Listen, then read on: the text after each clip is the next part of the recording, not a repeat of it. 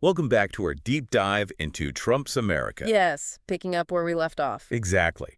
Last time we really dug into the rise of Christian neo-fascism. And of course, Project 2025. Oh, Project 2025. That was chilling stuff, wasn't it?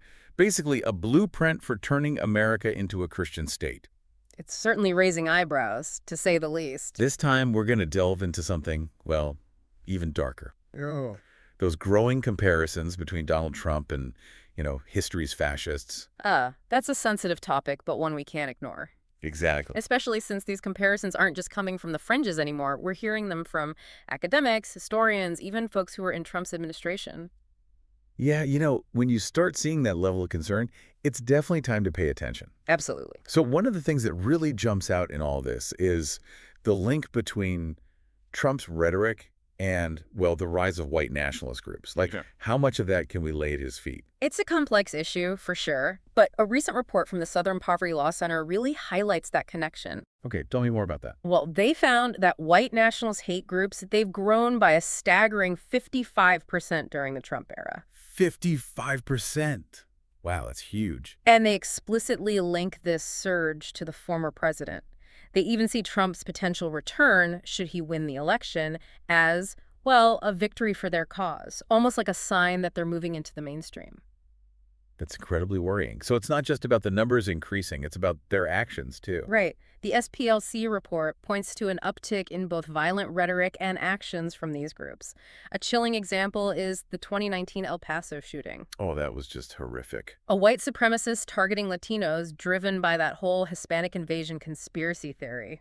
It was like something out of a nightmare, right? It is. And then there's that incident at the Michigan State Capitol. Yes, the armed protesters, some tied to militia groups, storming the building. Confederate flags, threatening signs, the whole 9 yards. It was like watching history repeat itself, you know? Eerie echoes of the rise of fascism in Europe. And what did Trump say about it? I'm trying to remember. He tweeted, "These are very good people, but they are angry." Right, right. And didn't that kind of language really resonate with these groups? Like he was validating their anger? Exactly. It feeds into this whole populist narrative. It's like he's fanning the flames while undermining those democratic institutions that are supposed to keep things in check. It's almost like a dog whistle, isn't it? Sending a message to his base while pretending to appeal to everyone. That's a good way to put it.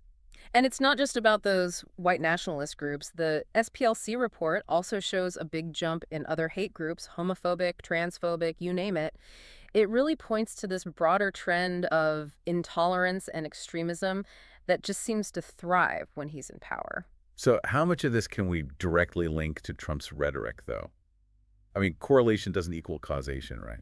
True, it's tough to establish a direct causal link, but the correlation is strong. Okay, what kind of correlation? Well, multiple studies have shown that exposure to Trump's rhetoric, especially the stuff about immigration, correlates with increased prejudice attitudes among his supporters. I'm thinking about Ann Newman's book, The Undertow. Scenes from a Slow Civil War. Remember, she tells the story of Ashley Babbitt.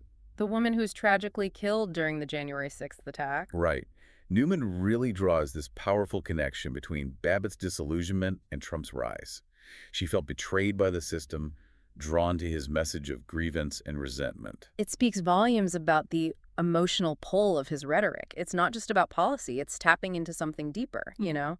That raw anger and frustration so many Americans feel. Right, those powerful emotions can be so easily manipulated, and often that manipulation leads people down a really dark path. It can, absolutely. Newman goes on to say that Babbitt saw Trump as a savior, Yeah. someone who would bring back order, restore justice. It's almost like that classic trope we see in those, well, fascist movements. Yes, the charismatic leader who promises to rescue the nation from chaos and decline. Exactly. And those narratives, they become even more potent when times are uncertain, right? Like when society's going through all these upheavals. You're spot on. Trump's rise coincided with a period of major economic anxiety, a lot of social change, and those factors made his message resonate even more deeply with certain segments of the population.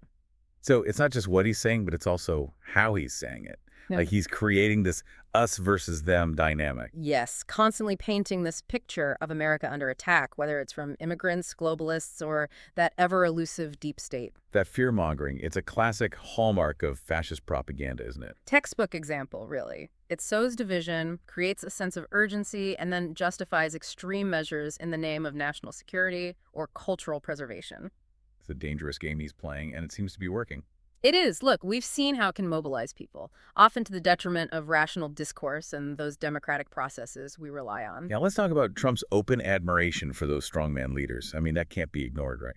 No, it adds another layer to this whole picture. During his time in office, he praised figures like Putin, Duterte, and even Kim Jong-un, often expressing envy for their unchecked power. Remember that incident with John Kelly? His former chief of staff? Yeah. He reportedly told Kelly he wished he had generals like Hitler's. Yes, and Kelly, a four-star Marine general, mind you, has since come out publicly denouncing Trump as a fascist and a threat to democracy. Wow. That's a pretty damning statement coming from someone who was in his inner circle who saw him operate up close. It is, and it's a warning we should heed. And Kelly's not alone. Several other former Trump officials have voiced similar concerns about his authoritarian tendencies. It's like they had a front row seat to the erosion of democratic norms, and now they're sounding the alarm trying to wake people up. Exactly, and that's why their warnings are so significant. They're not just coming from political opponents, but from people who were on the inside, who saw him in action. And what's scary is that even with all these warnings, all this pushback, Trump seems to have doubled down on that authoritarian rhetoric, especially with the 2024 election looming. His rallies have become increasingly hostile, divisive. Those lock-her-up chants aimed at Kamala Harris. I mean, that's terrifying. It is. He's creating an environment where violence feels almost inevitable. And the media is constantly in his crosshairs. He's called them the enemy of the people.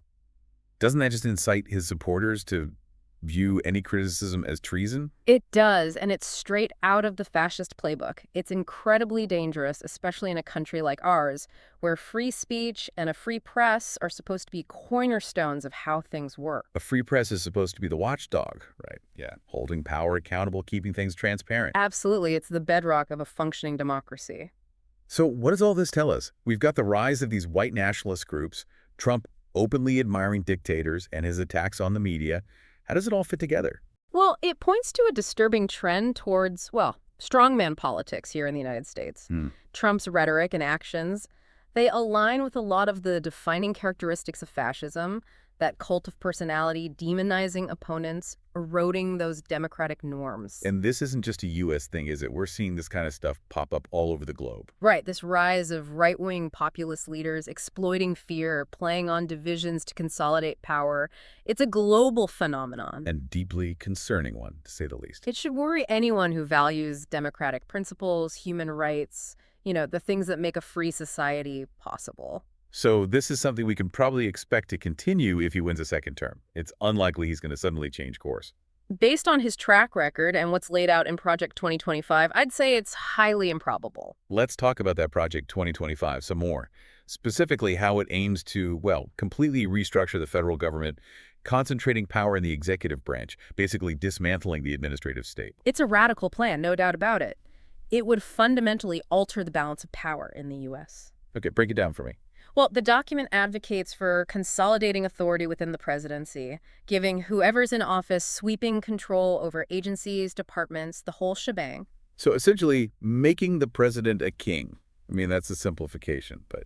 It's not that far off, honestly. The plan envisions a president with virtually unlimited power, able to sidestep Congress, ignore the courts, and just push through whatever agenda they want. That's terrifying. What would that mean for everyday Americans? How would their lives actually be impacted if this thing were to be implemented? It's far-reaching, affecting every aspect of American life. The plan calls for massive cuts, maybe even eliminating regulations altogether, especially in areas like environmental protection, worker safety, and consumer protection. So basically, it would benefit corporations and the wealthy while everyone else gets left behind. That's the likely outcome, yes. Corporations would operate with very little oversight, potentially leading to widespread exploitation and environmental damage on a scale we haven't seen before. It's like a nightmare scenario, honestly. It's a direct assault on those very institutions that are supposed to protect us, to ensure that things are fair and just. That's one way to put it. And remember, we saw a glimpse of this deregulatory approach during Trump's first term. Right, the rollback of those environmental protections, the attacks on labor unions. Exactly. If he's able to fully implement Project 2025, it's likely to be far, far worse. The consequences for the environment, for workers' rights, for the well-being of our society as a whole, they're potentially devastating. It's almost hard to believe that something like this actually exists, let alone that it could actually happen. It's radical, a complete rejection of those principles of limited government, those checks and balances that have been, fundamental to how America has always worked. It's like they're trying to rewrite the Constitution. In a sense, they are. Project 2025 represents a fundamental shift in how they see the role of government. It's about taking power away from the people and handing it to an authoritarian executive. And if they succeed, the consequences for American democracy could be catastrophic, right? Absolutely, a complete upheaval of the balance of power, potentially leading to a form of authoritarian rule that's, well, completely antithetical to everything America stands for. Now, one of the most disturbing things about Project 2025 is how it targets specific groups, especially immigrants and asylum seekers. You're right, it lays out a plan to end birthright citizenship, severely restrict family-based immigration, and build a wall along the entire U.S.-Mexico border. Those are radical ideas, and they'd have a devastating impact on countless lives. And we already know how Trump feels about immigrants Yeah. and anyone seeking asylum, the Muslim ban, separating families at the border, those horrific images of children in cages. Yeah. It feels like Project 2025 takes all of that to a whole new level. It's an escalation of policies that are already harmful, further entrenching a system that's flawed and inhumane. It's heartbreaking, honestly. It's like they're trying to build a fortress America, cutting us off from the world, turning away anyone who needs help. It's a vision of America that's isolated, fearful of outsiders, deeply suspicious of diversity. It goes against everything that so many of us believe in, those values of inclusivity and compassion that, you know, are supposed to define us as a nation. It does. And think about the impact on families, on communities.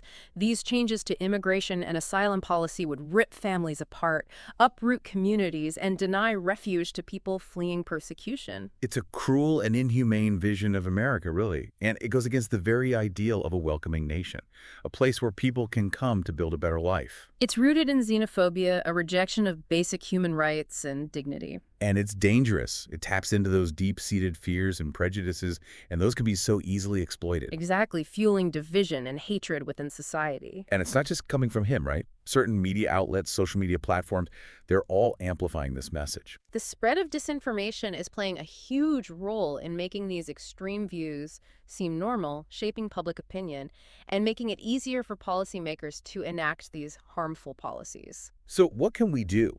How do we address the root causes of all this xenophobia, this rising nationalism, and push back against this tidal wave of disinformation? Well, it's a multifaceted challenge. We need to invest in education, in critical thinking skills. We need to hold the social media platforms accountable for the spread of disinformation. Get them to take responsibility for what's happening on their platform. Right, and we need to elect leaders who champion inclusivity and compassion, leaders who understand the importance of diversity. It's a daunting task. It is, but the stakes are incredibly high. We can't afford to be passive. We need to act now to protect the values that define us as a nation and ensure a future where everyone is treated with dignity and respect. Okay, let's shift gears a bit. Let's talk about how a second Trump term, armed with the framework of Project 2025, could really weaponize the justice system against anyone seen as an enemy. You mean potential crackdowns on whistleblowers, the media, anyone who dares to criticize the administration? Exactly.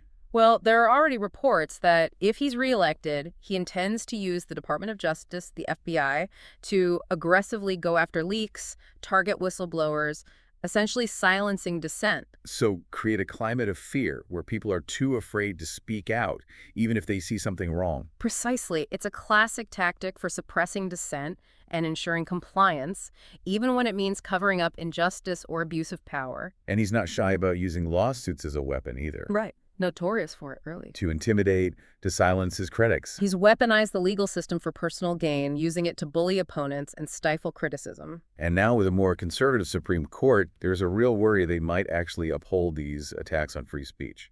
It's a valid concern. The court's always had this crucial role in safeguarding First Amendment rights, but the current makeup does raise questions about whether they'll continue to do so. It's a precarious time for free speech, for the very foundation of our democracy. It is, and that potential for cracking down on journalists. A free and independent press is essential. It's how we hold power accountable, how we expose wrongdoing. Right, they're the watchdogs, the ones shining light in those dark corners. Targeting journalists is a chilling prospect. It strikes at the heart of what a free society is supposed to be. Any attempt to silence them, intimidate them, should be met with fierce resistance. And this wouldn't be the first time a president's tried to use the FBI against political enemies. You're thinking of Nixon and Watergate. Exactly. He used the FBI to spy on opponents, and it ultimately brought him down. It's a stark reminder that power corrupts, and we need to be incredibly vigilant about holding our leaders accountable, no matter who they are. We need to learn from those mistakes of the past and actively guard against any attempts to repeat them. We can't allow the erosion of those democratic norms to become the new normal. And it's worth pointing out that Trump's repeatedly said how much he admires leaders who control the media in their countries. He's even praised figures like Putin and Xi Jinping for their ability to silence dissent and control the narrative. It's a disturbing pattern. It suggests he has an affinity for their methods, a disregard for the whole concept of a free press. It's like he sees them as models for how he wants to rule America. A chilling thought for anyone who values freedom and democracy. And a reminder that democracy is fragile, that it requires constant vigilance to protect it from those who would undermine it. We can't afford to be complacent. We need to be active in defending our democracy, holding our leaders accountable, and demanding that they uphold the principles that this country was founded on. And one of the ways we can defend our democracy is by staying informed, understanding the threats we face. That's exactly what we're trying to do here. Knowledge is power, and an informed citizenry is the best defense against tyranny. Exactly. And that includes understanding how disinformation is being weaponized to manipulate us all, undermining our democratic institutions. We're living in this age of information overload, and it's never been more important to be critical about what we consume, to be aware of the tactics being used to spread lies and propaganda. We have to be discerning about what we believe, cultivate a healthy skepticism, learn to filter out the noise, and find those reliable sources of information. Absolutely. Be proactive, seek out accurate information from credible sources, and be willing to challenge misinformation whenever you come across it. And we need to call it out, Yeah. right? Whether it's from friends, family, even public figures, we have to hold each other accountable. We need to create a culture where truth and accuracy are valued and prioritized. And that also means holding those social media platforms accountable. Right. They have to do more to prevent the spread of this stuff, remove content that's inciting hatred, violence, all of it. They have a responsibility, but they've been slow to act. We need to keep the pressure on, demand they step up, and protect our democracy from the damage this disinformation is causing. You know, one of the things that really worries me is the potential for violence. We've seen how Trump's rhetoric can push people to act out. It's a legitimate concern, especially with the level of division and anger we're seeing right now. Exactly. With the polarization, the proliferation of guns in this country, it feels like things could easily spiral out of control. It's a volatile mix. Trump's rhetoric, demonizing his opponents, encouraging violence at rallies, refusing to condemn white supremacist groups, it's all created this dangerous atmosphere. And we've already seen that atmosphere translate into actual violence. Hate crimes, political violence, it's all on the rise. Remember that attack in Colorado? The man who assaulted a TV reporter yelling, "This is Trump's America now." That's chilling. It shows how his words can have real-world consequences, how they can embolden people to act out violently. And it's not just isolated incidents. We're seeing the rise of these organized right-wing extremist groups, some openly calling for violence. The Proud Boys, the Oath Keepers, they become much more visible, much more active. And they're a real threat, not just to public safety, but to the fabric of our democracy itself. And they seem to operate with this sense of impunity, like they're above the law. That sense of impunity is fueled in part by Trump's rhetoric, by the way he legitimizes their views, and by the lack of accountability for those who took part in the January 6th attack. Right. Very few of those people have faced any serious consequences. And that sends a dangerous message, almost like a green light for future violence. It creates this climate where people think they can get away with it, which only increases the likelihood that it'll happen again. It's a vicious cycle. Violence begets more violence, and it's a cycle we need to break. Absolutely. We need to hold those who incite and perpetrate violence accountable, send a clear message that it won't be tolerated. It's a reminder that democracy requires participation, engagement. We can't just sit on the sidelines and watch. We have to be active in protecting it, Right. defending its principles, holding those in power accountable. And we need to understand the historical context, right? Yeah. How this kind of stuff has happened before, how democracies crumble, how authoritarian regimes take root. Exactly. We can learn from the mistakes of the past and use that knowledge to protect the future. You know, as we're going through these comparisons between Trump and some of history's, well, darker figures, one name keeps coming up. Yeah, I've noticed that too. Benito Mussolini. The Italian dictator. Yeah, from 1922 to 1943. And what's really striking is how similar they are, their personalities, their use of propaganda. It's almost uncanny. It is, isn't it? When you think about their public image, how they use the media, the parallels are pretty obvious. Both were masters at manipulating the press, whipping up that nationalist fervor with their speeches, their rallies. Didn't Mussolini have that famous quote, something about the crowd not needing to know, only to believe? He did. He said, the crowd doesn't have to know, it must believe. Pretty cynical, right? But it reveals a lot about how he viewed his role, his relationship with the public. And that sounds exactly like something Trump would say.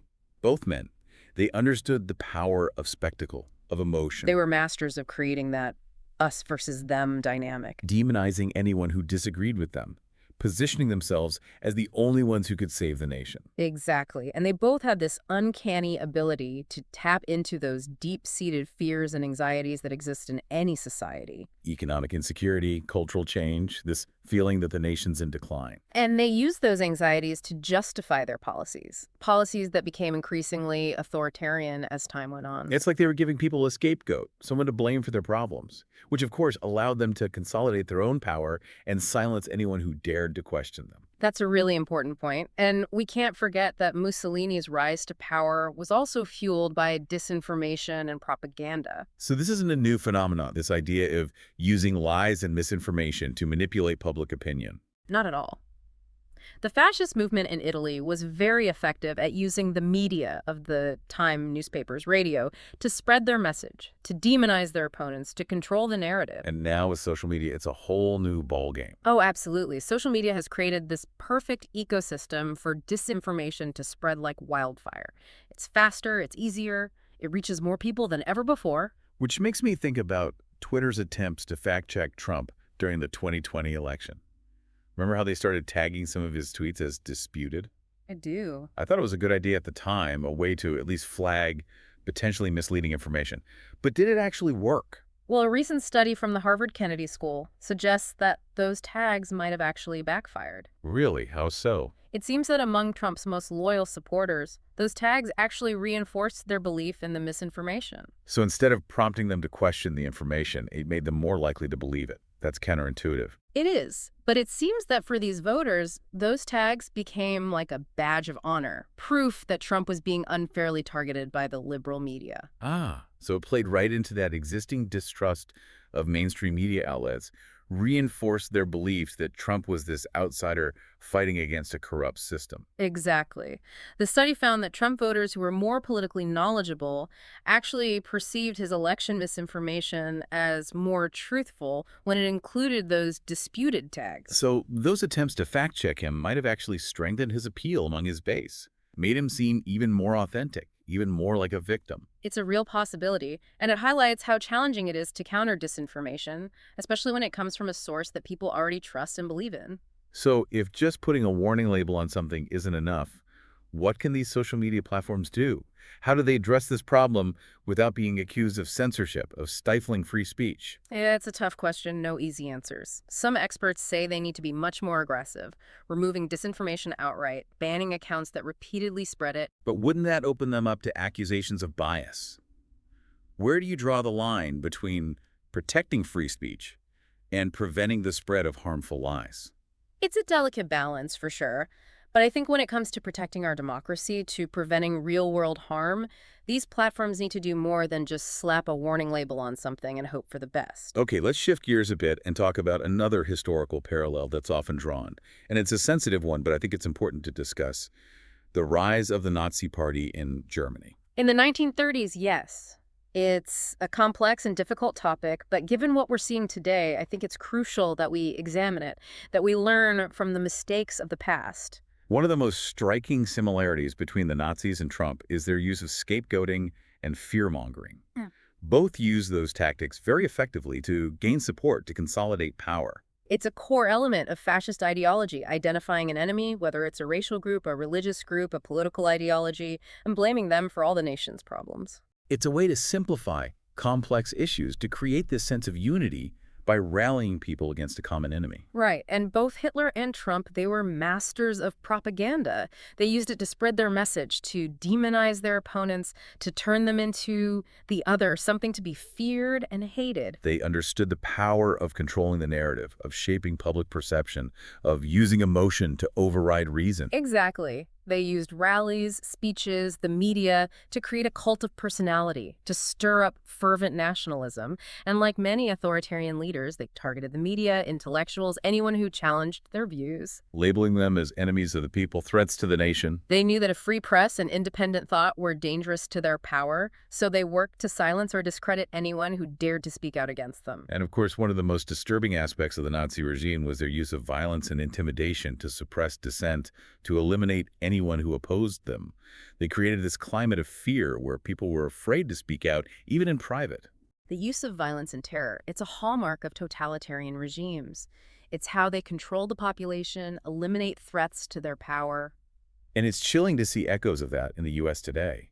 The rise in political violence, the threat against journalists and politicians, this growing acceptance of extremist views. It's a deeply worrying trend, one we need to take very seriously.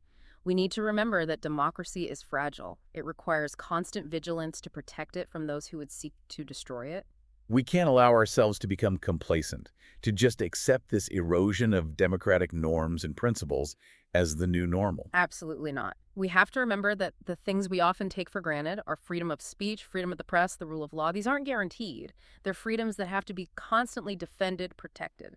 And it's important to remember that the Nazi Party initially came to power through democratic means. They didn't seize power by force, they were elected. That's a crucial point. It shows just how vulnerable democratic systems are, how important it is to be vigilant to protect them from those who would exploit them for their own gain. The Nazis, they gradually eroded those democratic norms and institutions.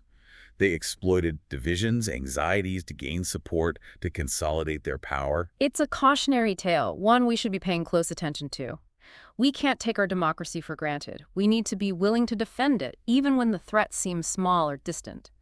We need to be wary of anyone who seeks to undermine its foundations. We need to be aware of those warning signs of authoritarianism, even in their most subtle forms. And be willing to resist them before it's too late. Because this erosion of democracy, it often happens gradually, almost imperceptibly. A slow creep towards authoritarianism. It's a reminder that we all have a responsibility to be informed, engaged citizens, to participate in the political process, and hold our leaders accountable for their actions. And to learn from history. To understand how authoritarian regimes rise to power, to recognize the patterns, the tactics they use. Because those who cannot remember the past are condemned to repeat it. Exactly. By understanding the past, we can better equip ourselves to protect the future. Okay, let's explore another historical parallel that might offer some insights into what we're seeing today. The rise of fascism in Spain under Francisco Franco. Back in the 1930s. The Spanish Civil War was a brutal conflict. It was a clash of ideologies, democracy versus authoritarianism, freedom versus oppression. And Franco, just like Hitler and Mussolini, came to power through violence, through oppression. He crushed dissent, established a dictatorship that lasted for decades. His regime was characterized by repression, by censorship, by the persecution of anyone who opposed him. It was a dark period in Spanish history, a time of fear and silence. Where any voice that dared to speak out against the regime was brutally silenced. And there are some unsettling parallels between Franco's regime and the plans laid out in Project 2025, especially when it comes to education. Franco understood that controlling education was a key to shaping the minds of future generations. To indoctrinating them with his ideology, right? Ensuring its continuation. Exactly. He used the education system to instill obedience, loyalty to the regime, to suppress critical thinking and dissent. And it seems like Project 2025 has similar ambitions, doesn't it? This idea of controlling the narrative, shaping how history is taught, how young people understand the world. It's about controlling information, shaping perceptions, molding minds to fit a very specific ideological framework. Limiting the free exchange of ideas, suppressing any form of dissent. Exactly. That's a chilling thought. The idea that the government could control what people learn, how they think, It's the opposite of a free and open society. it is. It's Yeah. about limiting intellectual freedom, suppressing critical thinking, creating a society that values obedience and conformity above all else. And it's a stark reminder that we can't afford to be passive when it comes to defending our freedoms. We have to be active, engaged citizens, willing to speak out against injustice, to challenge those in power, to defend the values that make a democratic society possible. We can't take our freedoms for granted. We have to be willing to fight for them, defend them, protect them from those who would seek to erode them, to destroy them. And we have to learn from history, to understand those mistakes of the past, so we don't repeat them. The Spanish Civil War, just like the rise of Nazi Germany, it's a cautionary tale. A reminder of how fragile democracy is and how important it is to be vigilant in defending it. You know, one thing that's become clear throughout this whole deep dive is that the rise of fascism, it wasn't just about charismatic leaders or, slick propaganda. Right, there's more to it. It was also about those democratic norms and institutions being eroded, often with the help or even the active support of powerful elites. That's a crucial point. It really is. It's often this slow, gradual process, the shifting of power that happens right in front of us. And people get so used to those small changes, they don't see the danger until it's too late. Exactly. It's like the boiling frog analogy. The water heats up so slowly, the frog doesn't realize it's in trouble until it's cooked. Exactly, a perfect analogy. And one of the key institutions that fascist regimes always go after is the judiciary. The courts. Yes, they understand that an independent judiciary, that's a cornerstone of any functioning democracy. So they try to undermine the courts, stack them with loyalists, make sure their agenda is upheld, even if it means bending or breaking the rules. We saw Trump try to do this during his first term, right? Constantly attacking judges who ruled against him. Oh, absolutely. So-called judges, he called them, accused them of being politically motivated. Trying to erode public trust in the courts, delegitimize any rulings that didn't go his way. Exactly, and let's not forget about all those conservative judges he appointed to the federal courts. 2 Supreme Court justices, Gorsuch and Kavanaugh. Right, shifting the balance of the judiciary to the right, which is why that Supreme Court ruling in Trump v. U.S., it's so alarming. The one that basically gives the president immunity from prosecution for anything they do while in office. That's the one. It's a dangerous precedent, sets the stage for future presidents to act without any fear of consequences. So even if they break the law, they're untouchable. What happened to checks and balances? That's the problem. Yeah. This ruling basically puts the president above the law, and that's, a key feature of authoritarianism. Yeah. It creates a situation where the president can act without any restraint, knowing they're shielded from any legal repercussions. It's a scary thought, really. Opens the door to all sorts of abuse. It does. It really does. And it reminds us that the erosion of democratic norms, it can happen slowly through seemingly legal means, just as much as through force or violence. We have to be vigilant about protecting our institutions, about holding our leaders accountable, no matter who they are or what party they belong to. Absolutely. And one of the most troubling things we've seen is how Trump's rhetoric has created this climate where violence feels almost inevitable. His constant demonization of anyone who disagrees with him, encouraging violence at his rallies, refusing to condemn those white supremacist groups. It's all contributed to this really dangerous atmosphere of hostility and division. And we've already seen that translate into real-world violence. Hate crimes, political violence, it's all spiking. It's like he's lit a match and he's just waiting for the whole thing to go up in flames. That's a chilling thought. It is. Words have power.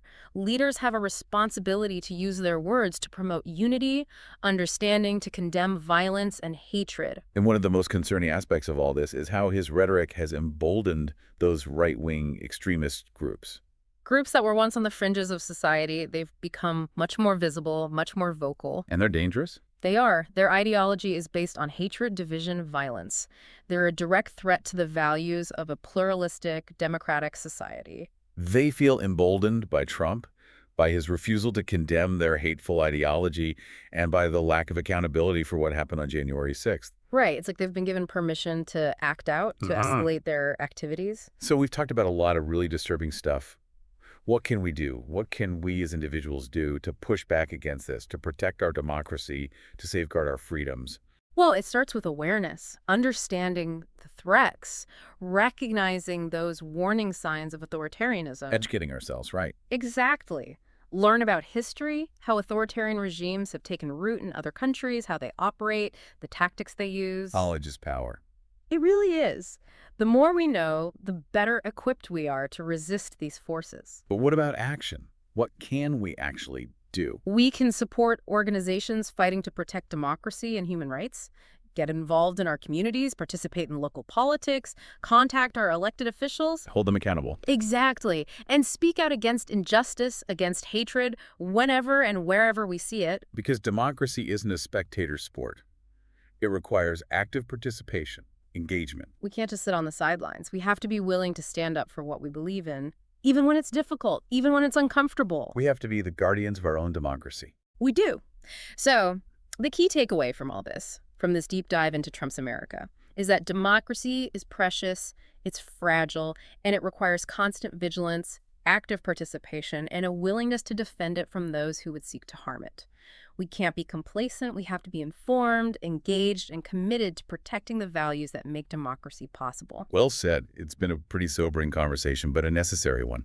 Thank you for joining us for this deep dive. Thank you for having me.